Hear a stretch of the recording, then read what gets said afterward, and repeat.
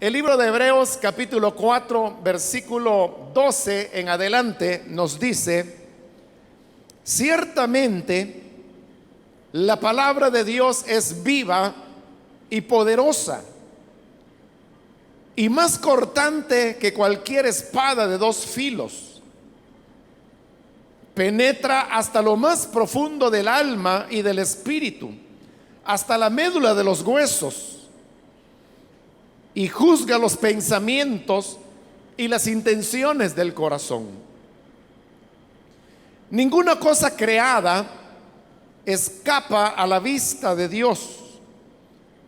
Todo está al descubierto, expuesto a los ojos de aquel a quien hemos de rendir cuentas. Por lo tanto, ya que en Jesús, el Hijo de Dios, tenemos un gran sumo sacerdote que ha atravesado los cielos, aferrémonos a la fe que profesamos, porque no tenemos un sumo sacerdote incapaz de compadecerse de nuestras debilidades, sino uno que ha sido tentado en todo de la misma manera que nosotros, aunque sin pecado. Así que acerquémonos confiadamente al trono de la gracia para recibir misericordia y hallar la gracia que nos ayude en el momento que más la necesitemos. Amén. Hasta ahí dejamos la lectura. Pueden tomar sus asientos, por favor, hermanos.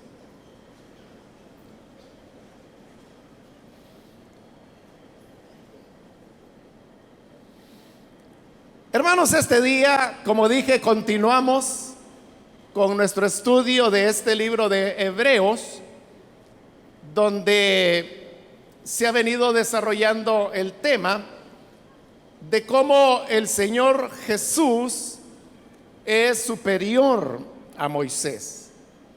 Para llegar a esa conclusión, vimos cómo en este libro se presentaron dos capítulos, que es el 1 y el 2, donde se fueron colocando elementos y antecedentes sobre los cuales llegar a apoyar la gran afirmación que acabo de mencionar hace un momento, y es que el Señor Jesús es superior a Moisés. Pero habiendo llegado a ese punto, la conclusión que se desprende de esa realidad, que Jesús es superior a Moisés, es entonces que la ley que Moisés dio pierde su efectividad o su grandeza, por decirlo de esa manera, frente al Evangelio, que es lo que el Señor Jesús vino a enseñarnos. En otras palabras, la afirmación de que Jesús es superior a Moisés es afirmar que el Evangelio es superior a la ley. Y habiendo establecido ya esa base, ese punto de partida, como le dije en la última oportunidad, la mayor parte de esta carta a los hebreos se va a dedicar a hacer una comparación entre aspectos de la ley y cómo estos han sido ahora superados por la gracia del Evangelio. Ya vimos en las últimas dos oportunidades el primero de los dos ejemplos, y fue, hermanos, el tema relacionado al reposo.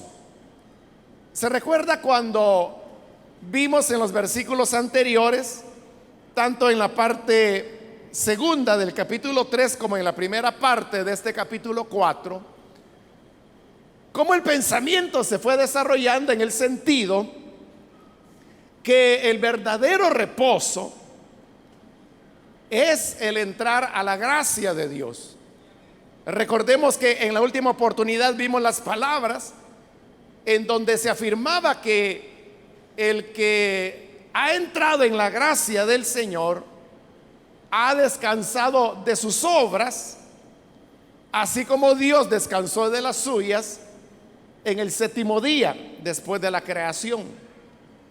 Y sabemos que la Escritura dice que en el séptimo día Dios descansó porque Él ya había finalizado la obra de su creación. Entonces, de ahí es de donde se toma el argumento para enseñar que el sábado era solamente una figura o una sombra de una realidad que habría de venir posteriormente. Y esa realidad que habría de venir es precisamente la gracia del Evangelio. Y por eso es que finalizábamos en la última oportunidad diciendo que aquel que ha recibido la justificación por fe, la gracia del Evangelio, es una persona que descansa de sus obras, en el sentido que esa persona ya no tiene que estar con esa carga o esa preocupación que si estará haciendo las obras suficientes o adecuadas para poder ganar el favor divino. Entonces mencionábamos que vivir bajo la ley, la cual establece el que haga estas cosas vivirá por ellas, entonces somete a la persona a una esclavitud, porque entonces la persona constantemente tiene que estar pensando y preocupándose si está haciendo todo lo que la ley establece. Y como Pablo lo explica en su carta a los Gálatas, él afirma que nadie puede cumplir la ley, porque si se guarda toda la ley, pero se infringe uno de sus puntos, entonces ya se quebrantó la ley completa. Y por eso es que las personas que se quieren justificar por obras, es decir, aquellos que creen todavía que la salvación es por obras y que la salvación se la tiene que ganar y que depende cómo usted viva, cómo usted actúe, cuál es su conducta, en base a eso es que en el día final se va a determinar si usted se salva o se pierde. Esa es salvación por obras. De las personas que piensan de esa manera no pueden tener paz, no pueden tener tranquilidad, porque ¿cómo pueden esas personas tener la total seguridad que están haciendo todas las obras que se necesitan para alcanzar la salvación? Pero cuando el Evangelio viene y la gracia de Cristo aparece, entonces no es que Dios ya no demande obras de justicia. Lo que ocurre es que Dios sigue demandando las obras de justicia, pero esas obras de justicia son cumplidas por el Señor Jesucristo. ¿Y quién es aquel que puede decir que Jesús no cumplió con todos los mandamientos del Señor? Aquí mismo acabamos de leer un versículo donde se nos dice que el Señor Jesús fue sin pecado. Entonces, si Jesús fue sin pecado, entonces significa que Él cumplió perfectamente la ley. Por lo mismo, Jesús no tenía por qué morir, porque la paga del pecado es muerte. Pero si Jesús no pecó, entonces ¿por qué murió? Murió porque no era que Él estuviese pagando sus pecados personales. Pues hemos leído hoy que dice que Él no pecó. Él murió porque con esa muerte canceló la deuda de pecado que nosotros teníamos. Entonces, al tomar nuestra deuda de pecado, Cristo pagó por algo que Él no debía, lo debíamos nosotros. Pero entonces, ¿a dónde queda la justicia, la integridad, la obediencia y la fidelidad del Señor Jesús? No es que quede flotando en el aire, o que se haya deshecho, o que se haya perdido, sino que esa justicia de Dios es la que ahora nos es aplicada a nosotros.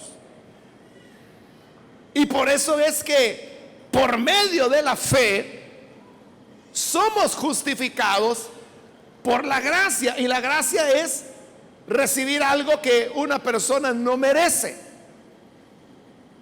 Y realmente nosotros no merecíamos que se nos diera la integridad, la pureza, la inocencia de Jesús. Pero eso es lo que tenemos delante de Dios. Claro, usted me podrá decir, pero ¿y yo cómo voy a tener la inocencia de Jesús si yo he pecado, si he cometido tantas desobediencias, tantas rebeliones? ¿Cómo voy a ser inocente como Jesús? En eso precisamente es que consiste la salvación por fe. Por eso se llama por fe, porque es la fe la que a usted le hace creer lo que Dios preparó y lo que Jesús prometió. Y lo que Él prometió es que todos los que en Él creen no se pierden, sino que tienen vida eterna. Amén. Entonces, cuando creemos por la fe, esa pureza o inocencia de Jesús se nos es dada a nosotros.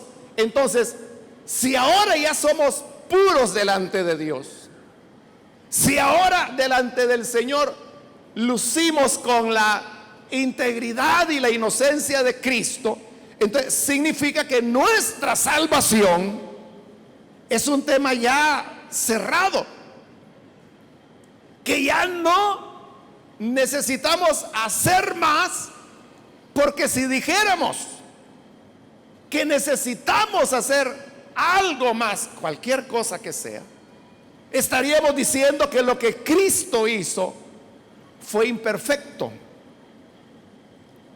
El decir que un creyente tiene que hacer algo más que creer en Jesús para tener la salvación es, en otras palabras, decir que ese creyente es capaz de ser más santo que Jesús, porque estaría completando algo que Jesús dejó incompleto.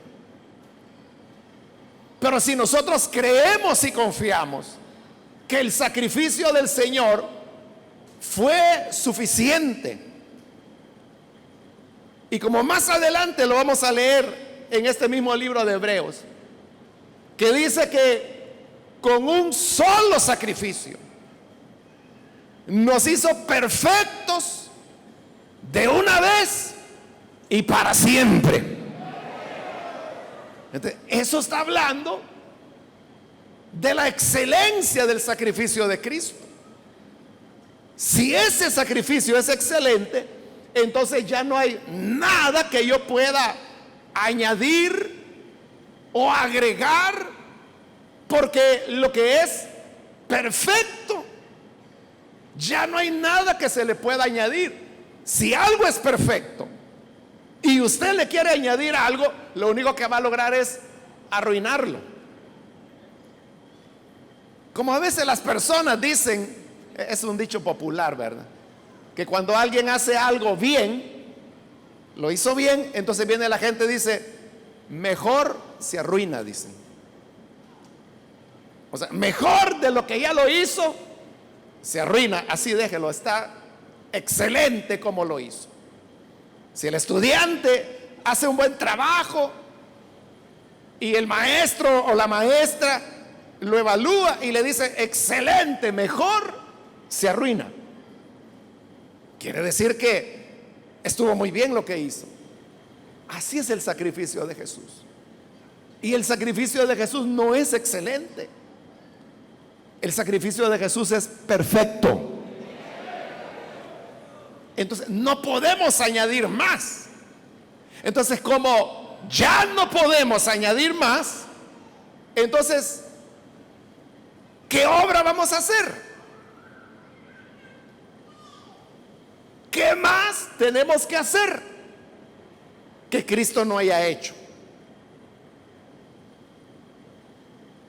Entonces, usted lo puede ver, como no hay más que se pueda hacer, ya no hay que hacer nada. Y si yo digo no hay que hacer nada, entonces eso significa que ya no hay obras que tengamos que hacer. Entonces, si ya no hay obras, ¿qué significa? Que estamos en el reposo de Dios. Ese es el verdadero reposo.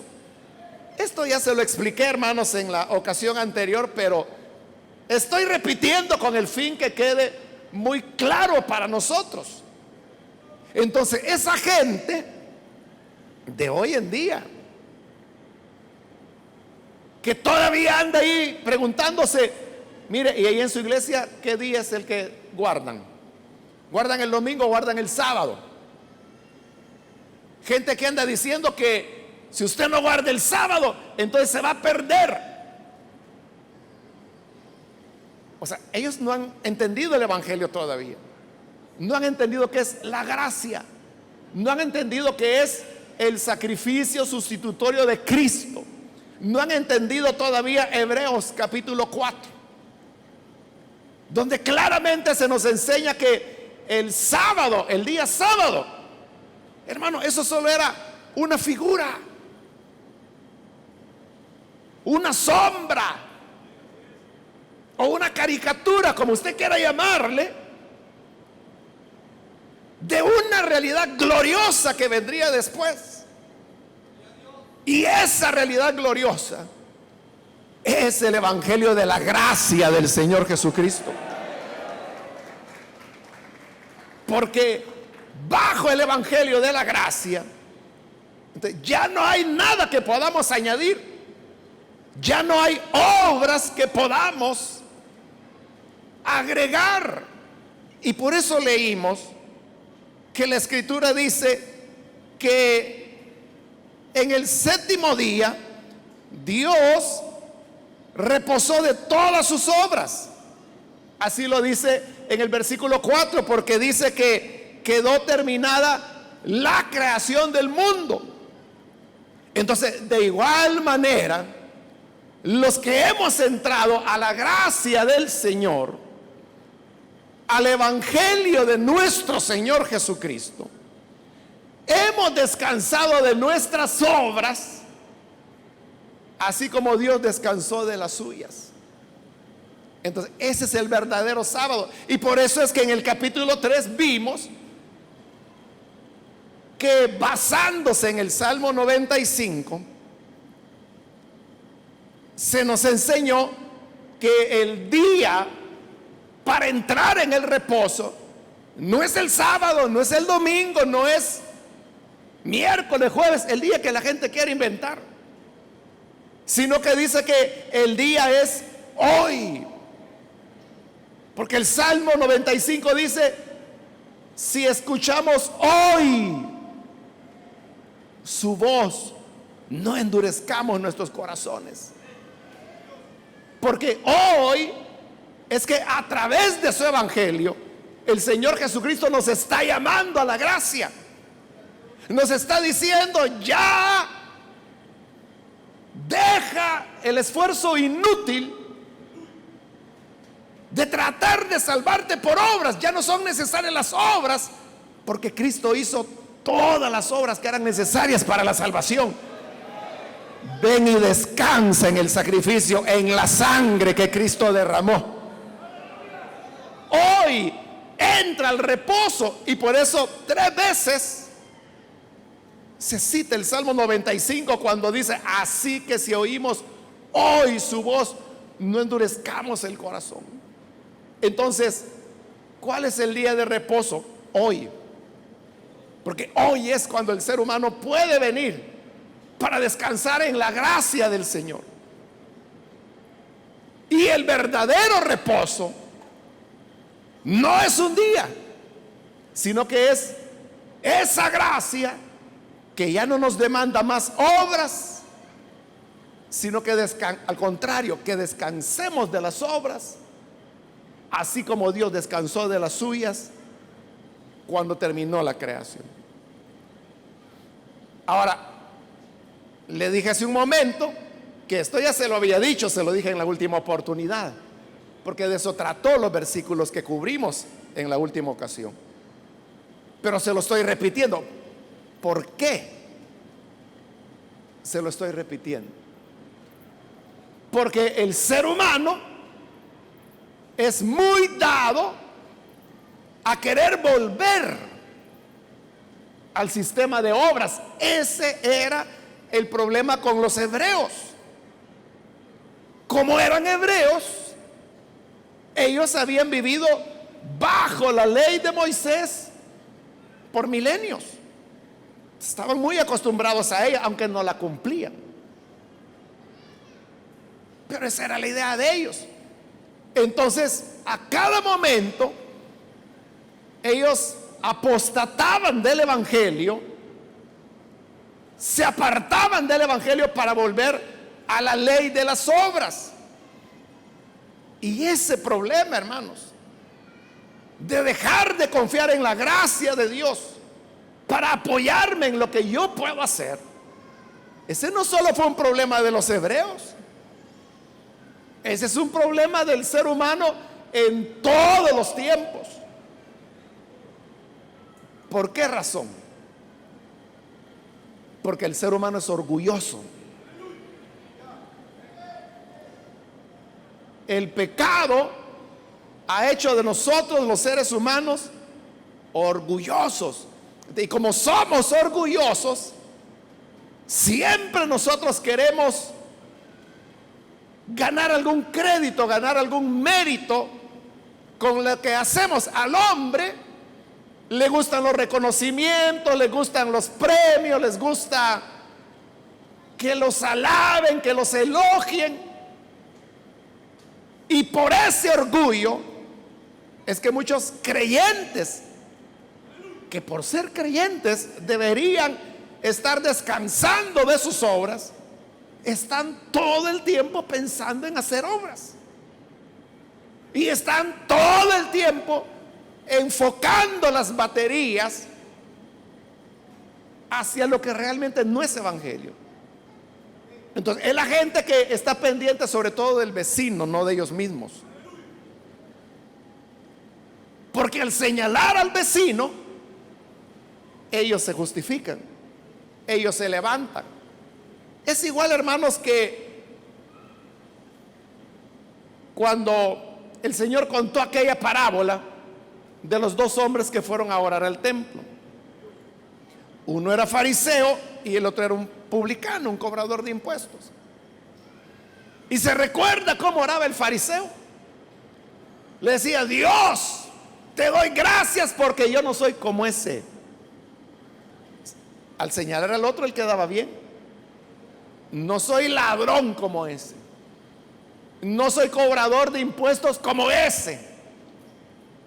Yo ayuno 2 veces por semana. Le ganaba ese fariseo, ¿verdad, hermanos? Porque ¿quién de nosotros es el que ayuna 2 veces por semana? Él ayunaba 2 veces por semana. Él decía: aquí estoy orando. No soy adúltero, no soy pecador, no soy como él. Entrego los diezmos de todo. Ayuno 2 veces por semana. ¿Y qué dijo Jesús? Que cuando él volvió a casa, volvió como fue, igual de perdido. Porque lo que hacía era señalar al otro. Entonces, los fariseos modernos que están dentro de las iglesias y por causa del orgullo son los que siempre están señalando a las otras personas.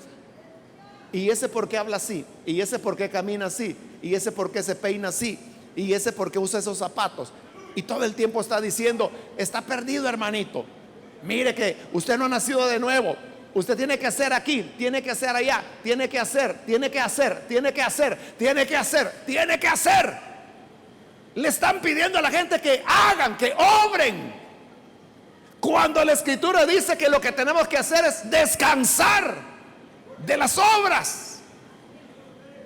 Es decir, mientras que Dios dice: entraron en el reposo, en el descanso de Dios, los fariseos modernos dicen: trabaja, trabaja, trabaja, trabaja. Si no, te vas a quedar. Cristo ya viene, te vas a quedar.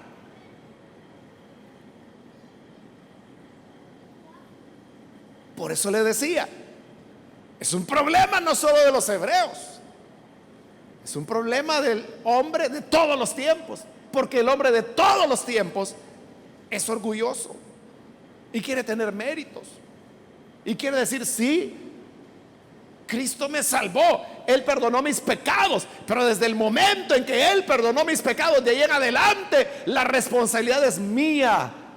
¿Cómo no, campeón? ¿Cómo no, gran estrella? Que es por tu esfuerzo. Ahí estás denigrando el sacrificio del Hijo de Dios, estás ofendiéndolo, y como más adelante lo va a decir Hebreos, estás pisoteando la sangre en la cual fuiste lavado. Y después, ¿cómo te vas a lavar? Pero el que verdaderamente tiene fe no es aquel que dice: Cristo me perdonó los pecados que yo cometí, pero hasta el día de mi conversión, de ahí en adelante yo soy el que tengo que estar luchando. Ese es un incrédulo. El verdadero creyente dice: Cristo perdonó mis pecados que yo había cometido antes de mi conversión, y me perdona los que estoy cometiendo en el presente, y me perdona los que voy a cometer en el futuro, porque Cristo no justificó un pedazo de mi vida, sino que me justificó a mí, me perdonó a mí, con mi pasado, con mi presente, con mi futuro, con mis pecados, con mis virtudes, con mis defectos, con mis flaquezas, con mis debilidades. Tal como soy, Él me compró a precio de sangre. Y ahora la fe me hace descansar. Claro que habrá alguno que está pensando: yo no estoy de acuerdo con eso. Es lo que le digo. Por todos lados hay fariseos y gente orgullosa. Por eso se lo estoy repitiendo. Por eso se lo estoy repitiendo. Y por eso es que Hebreos da una seria exhortación. Y la exhortación es que a Dios no lo podemos engañar, porque Dios sabe verdaderamente si nuestra confianza está puesta en lo que Cristo hizo, o si nuestra confianza está puesta en que eres un campeón y que eres un super santo o una super santa. Él sabe la verdad.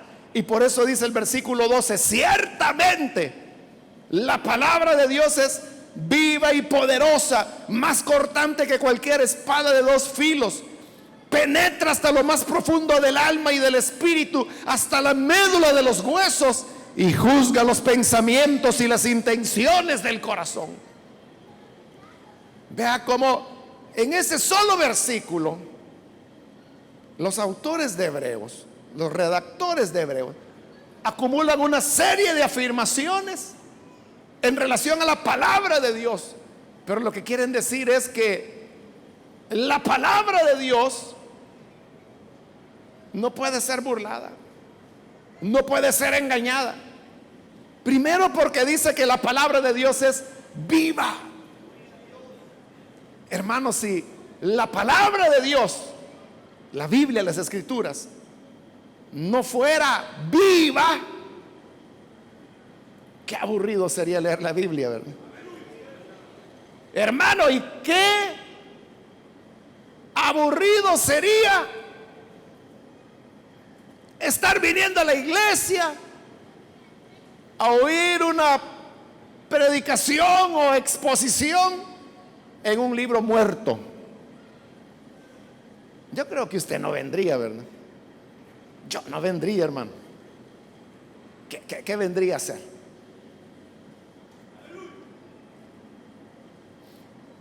Pero si por la misericordia del Señor tengo 35 años predicando este evangelio, es porque cada día la palabra de Dios es una fuente de agua fresca, viva, que sacia nuestra necesidad de hoy.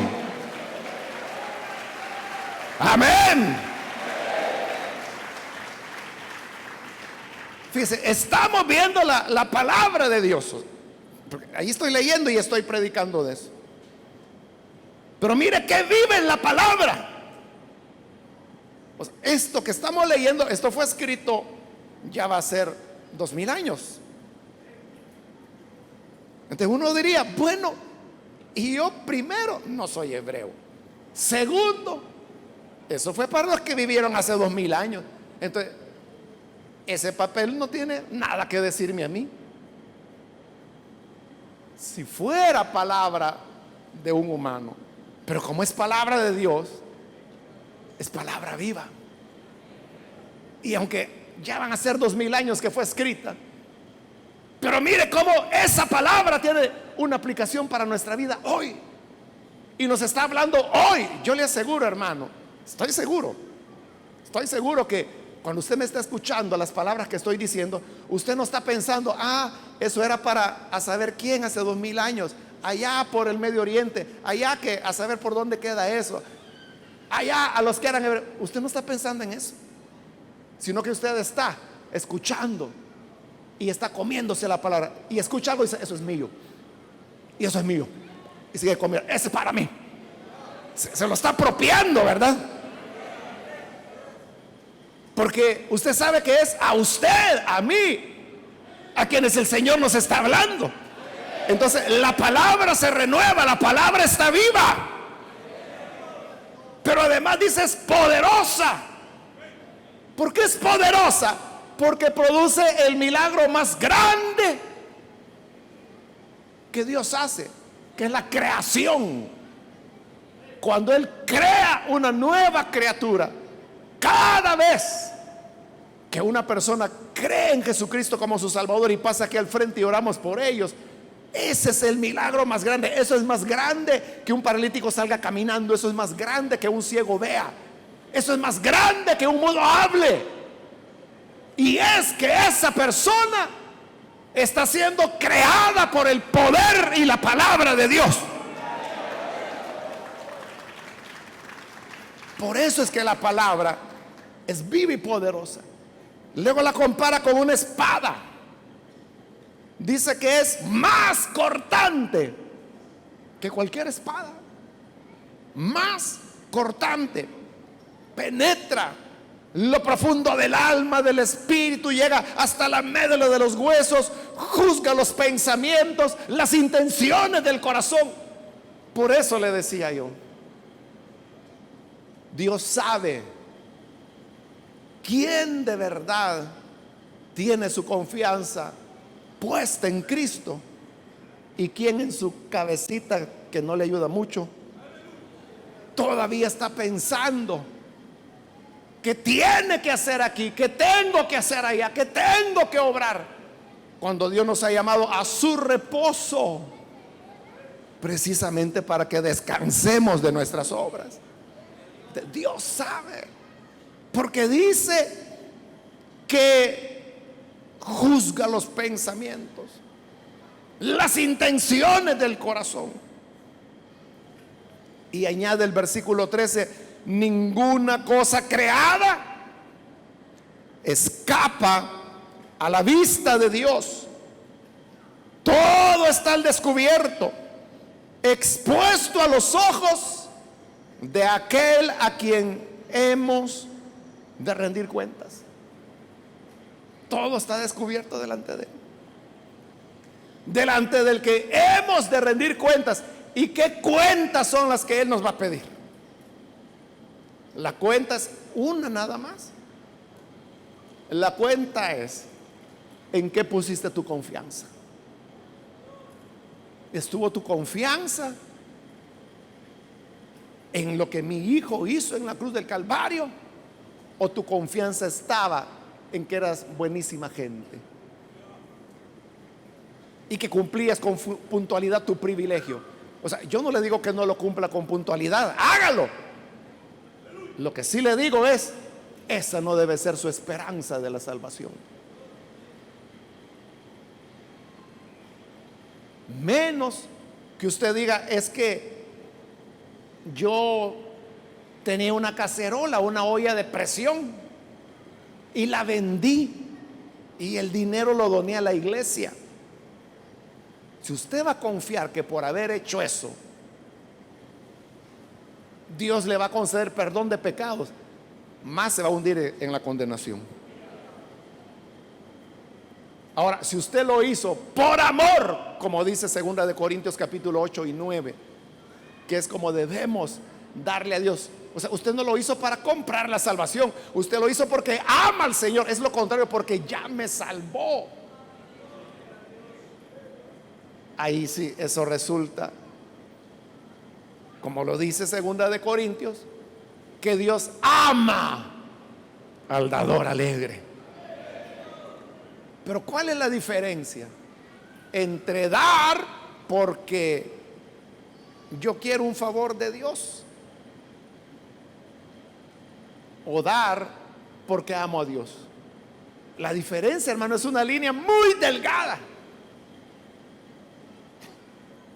que yo le diría que ninguno de nosotros deberíamos tratar ni siquiera de juzgar eso en otras personas, porque podemos equivocarnos, podemos juzgar equivocadamente. Y por otro lado, Dios tampoco nos ha pedido que juzguemos a nadie.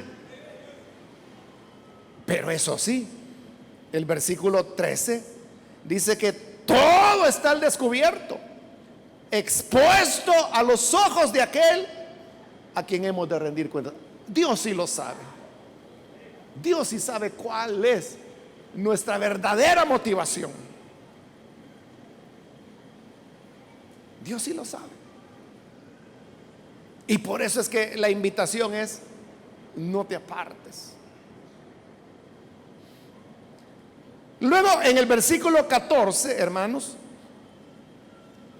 va a iniciar la sección más larga de este libro de Hebreos, y es donde ahora se va a hablar de Jesús como el nuevo sumo sacerdote. Arranca aquí en el versículo 14 y va a terminar hasta el capítulo 8. Es decir, este pedacito que queda del 4, el capítulo 5, el 6, el 7 y el 8 enteros están dedicados a hablar de Jesús como nuestro sumo sacerdote. Claro, eso, adentro de eso se van a tocar otros temas, como por ejemplo el tema del diezmo, y se va a tocar el tema del santuario y de los sacrificios. Pero vamos a ir poco a poco. Entonces podríamos decir, hermanos, que estos tres versículos, el 14, 15 y 16 del capítulo 4 de Hebreos, es como una introducción al tema de Jesús como sumo sacerdote. Entonces veamos esa parte. Dice el versículo 14: por lo tanto, ya que en Jesús, el Hijo de Dios, tenemos un gran sumo sacerdote que ha atravesado los cielos, aferrémonos a la fe que profesamos. Fíjese, ahí es donde quería llegar. Cuando habla de que la palabra de Dios es viva y poderosa, que ninguna cosa creada escapa a la vista de Dios. Todo eso es para afirmar lo que dice ahí el versículo 14. Aferrémonos a la fe que profesamos. ¿Y cuál es la fe que profesamos? La gracia de Dios. Esa es la fe que profesamos. El evangelio de Cristo, que nos dice que no es por obras, no es por nuestros méritos, sino que es por la gracia que nos hace descansar. Entonces nos está animando a que nos aferremos de esa fe, que no nos separemos de ello. En el caso de los hebreos era: permanezcan en el evangelio, no se vuelvan a la ley de Moisés. Hoy en día sería: permanezcan en el evangelio, no se muevan al sistema de obras. Y obras hay dentro de las iglesias evangélicas. Ya le expliqué eso, ¿no? Gente que dice que es evangélica, que cree en la salvación por obras, perdón, por gracia, pero que en la práctica lo que cree es salvación por obras, y eso enseña, y sobre esa base juzga a los demás y los condena a veces. Triple pecado. Pero entonces, aferrarnos a la fe que profesamos significa no movernos. Entonces usted no puede andar creyendo disparates que han surgido últimamente, ¿no? De personas que ahí andan hablando en hebreo porque dicen que ese es el idioma de Dios, y que guardan el sábado, y que dicen que hay que guardar la ley, y que no hay que comer cerdo, y que no hay que comer conejo, y que no hay que comer conchas. Sí, porque de acuerdo a la ley, todo eso son animales inmundos. Que si la mujer está en su periodo menstrual, que no puede llegar a la iglesia. Y todo eso, que es obras, obras, obras, obras.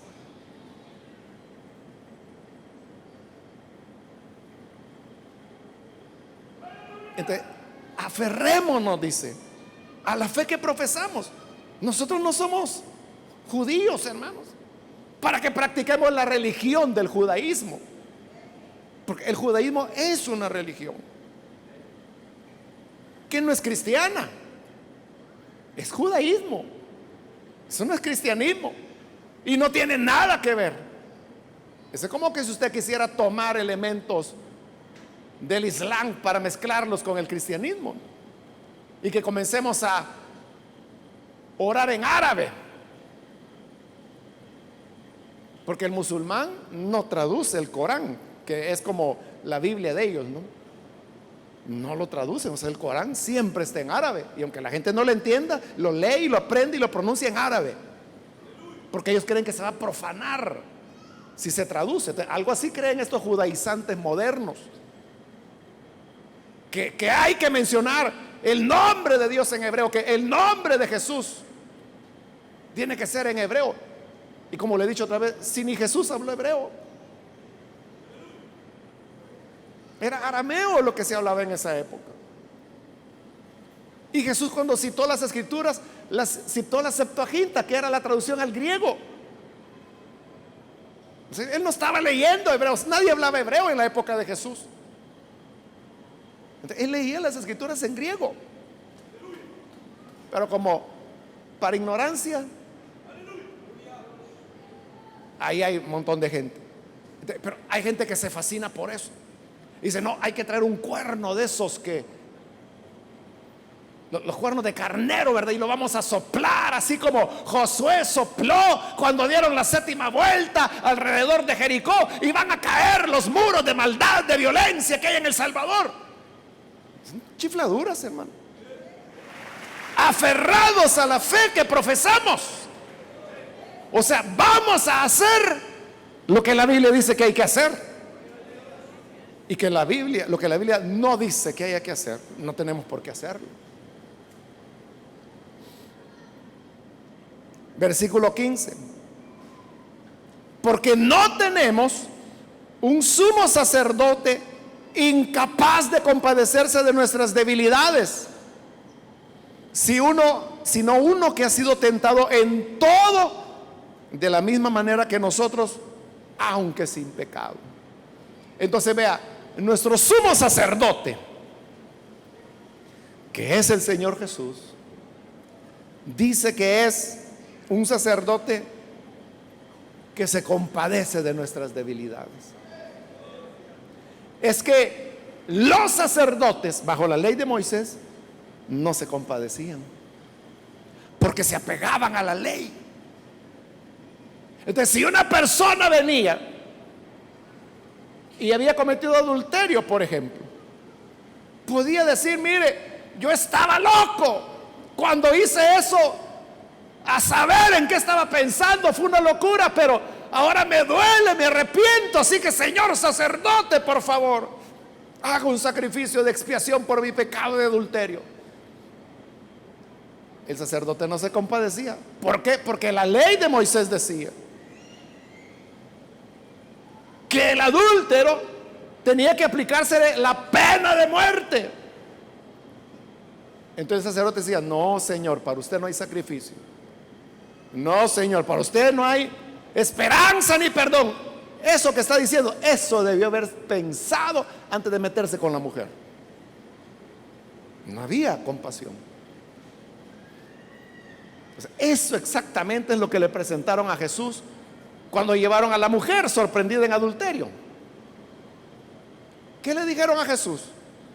Moisés nos ordenó apedrear a estas mujeres, pero ¿tú qué dices? Era una trampa para que el Señor cayera. Pero mire lo que le dijeron: Moisés nos ordenó apedrear a estas mujeres. No eran los sacerdotes los que estaban diciendo eso, eran los fariseos. Pero si hubiese habido un sacerdote ahí, lo mismo hubiera dicho. No compasión. Gracias a Dios, hermanos, que nuestro sacerdote no es un sacerdote humano, porque si fuera humano no tendría compasión. Eso fue lo que David dijo, hermano. Cuando David pecó, que hizo el censo, ya viejito, imagínese. Cuando uno diría: bueno, ya sirvió al Señor toda la vida, ya está viejito, ya no va a pecar. Peca el pobre David haciendo el censo. Entonces viene Dios y le dice: vaya, David, pecaste, te tengo que castigar, pero te voy a dar 3 opciones. Tú vas a escoger cuál castigo quieres. 1, que por 3 años haya sequía en la tierra. 2, que por 3 meses te persigan tus enemigos. Y 3, que por 3 días haya peste. ¿Cuál de los 3 quieres? Ese es el único ser humano al cual Dios en toda la historia le ha dado a escoger qué castigo quiere. Y se recuerda qué dijo David. Dijo: que yo caiga en mano de hombres, que Dios me libre y Dios me guarde, dijo él. Porque el hombre, dijo, no tendrá misericordia. Mejor, Señor, escojo los 3 días de peste, caer en tus manos, porque tú eres un Dios grande en misericordia.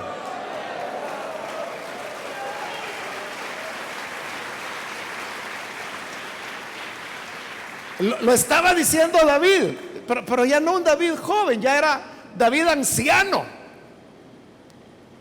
que como el Salmo dice: joven fui y he envejecido, y una cosa he aprendido, que el hombre no tiene misericordia. El hombre no tiene misericordia. Así que, Señor, decido caer en tus manos, eso escojo, porque yo sé que tú eres misericordioso. Y así fue, hermano. Comienza la plaga. Eran 3 días de plaga, pero el primer día David invocó al Señor y le dijo: Señor, ¿por qué estás matando al pueblo? Si fui yo el que pequé, mátame a mí, pero no estas ovejas. Entonces a Dios le dolió y Dios le dijo al ángel: detente, ya no sigas matando. Se paró la peste el primer día, y Dios había dicho que eran 3, porque Dios es misericordioso. Pero si hubiera sido un hombre, hubiera dicho: ¿Qué? Nada, David. Para eso andas de pícaro, ¿verdad? Va un día y son 3, así que aguanta. Y hubiera seguido los 3 días. El hombre no tiene misericordia.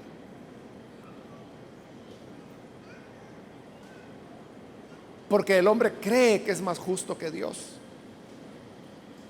Por eso es que el hombre es implacable para juzgar al prójimo, para condenarlo, para señalarlo. Lo destruye, lo hace pedazos. Por eso nuestra confianza tiene que estar en el Señor. Y por eso es que dice: qué bueno que tenemos un sumo sacerdote que sí se compadece de nuestras debilidades.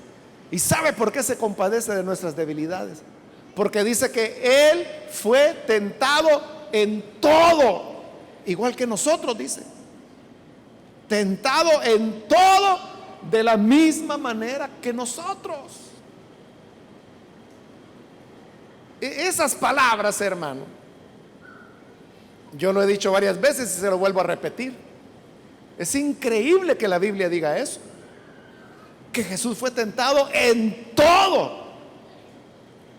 Es extraordinario que la Biblia diga eso. ¿Por qué? Póngase a pensar lo que eso significa. Véalo de esta manera. ¿Qué cree usted que fueron los pecados que para Jesús fueron una tentación? Piensa en el pecado que usted quiera. ¿Cuál cree usted que fueron los pecados que tentaron a Jesús?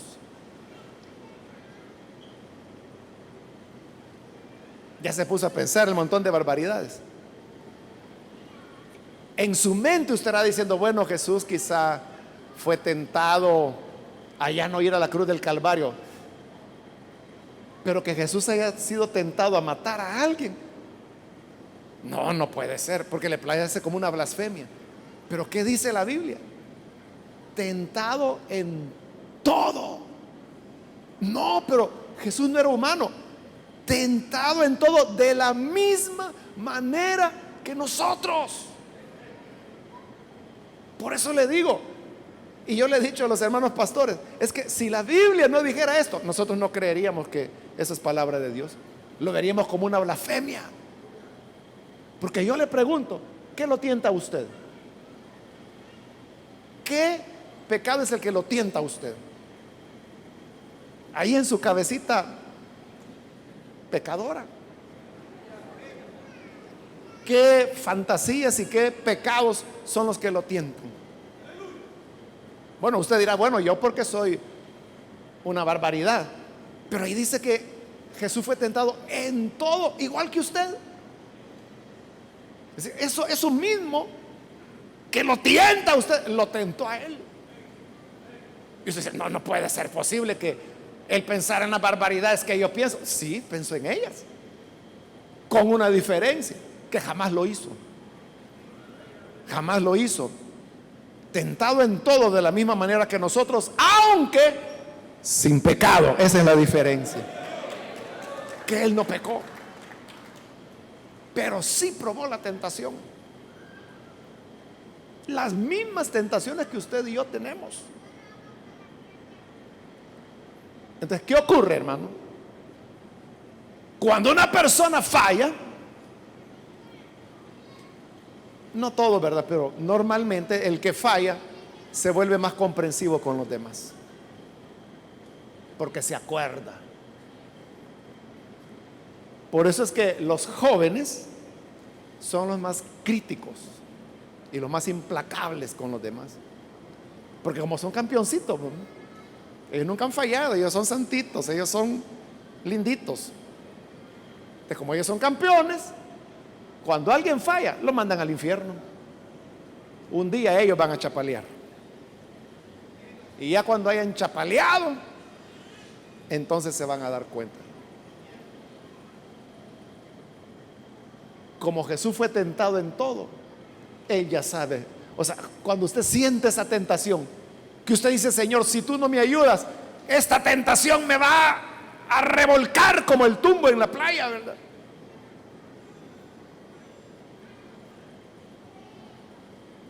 Cristo sabe lo que usted está viviendo, porque Él lo vivió y puede compadecerse de usted.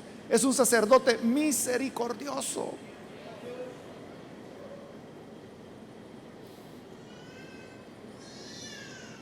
y otros no, ¿verdad?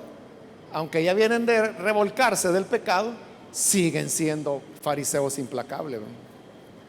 Van a tener que vivir otra para que aprendan la misericordia. Entonces termina con el 16. Dado que tenemos un sacerdote misericordioso, compasivo, dice: acerquémonos confiadamente al trono de la gracia para recibir misericordia y hallar la gracia que nos ayude en el momento que más la necesitemos. Como tenemos un sumo sacerdote misericordioso, entonces Él nos invita y nos dice: acerquémonos, vengan, vengan al trono de Dios. Pero no es un trono de un rey autoritario, por eso le llama trono de la gracia, donde vamos a recibir la misericordia y la gracia que nos ayude en el momento que más la necesitamos. Entonces no necesitamos mediadores, no necesitamos ceremonias, sino que es una invitación para que nos acerquemos con confianza. Y no importa lo que haya sido su vida pasada, lo que hayan dicho de usted, le menospreciaron, se burlaron de usted, porque la sociedad es así, es farisea, es hipócrita. Pero esa es la sociedad. En cambio, Cristo recibe con misericordia y benevolencia los que vienen a Él. Acerquémonos a Él entonces confiadamente. Amén. Bendito sea el Señor. Vamos a orar, vamos a cerrar nuestros ojos. Señor, gracias te damos por las personas que están aquí al frente, por las que a través de televisión, a través de radio, a través de cualquier medio que tú permitas, hoy están creyendo tu palabra, entregándose y acercándose confiadamente a ese trono de la gracia, en el cual hallamos perdón, reconcilio, limpieza para nuestros pecados. Que el poder de tu evangelio venga sobre ellos para bendecirles, renovarles. Y ayúdanos, Señor, para que cada día de nuestra vida podamos permanecer sirviéndote, amándote. En el nombre de Jesús, nuestro Señor, lo agradecemos. Amén y amén. Amén. Damos la bienvenida a estas personas.